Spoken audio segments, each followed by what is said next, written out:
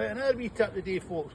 I'm encountering tips. Some days you don't hear from me, then some days you do. It's up to you, not to you. Right, anyway.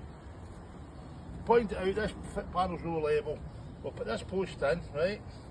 I've temporarily put this in with structural 6-inch structural screws with the washer. I always use washers, so they're easier to come out. And the idea is this here, you'll see the level there, it's no level. And the idea is, right, well, you do this right, either way you can get something in there and lift that up like that. Right, see that now? You come in there and you'll see the panel's now lifted, right? You see how I've lifted it there? Then you move that there. Now the bother is this, how do I do that like that? So what I've got to do is, I really want a wedge to do it. Right, there we go. There's a better way. Right, there you go. That's perfect. There's Joe holding it with the camera. Because really sometimes you need two, is right. That'll do, Joe, me hold that, you hold that, it, Joseph.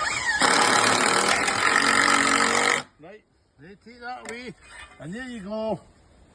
Then all you do is that there, pull that out like that, see that there, get that lined up.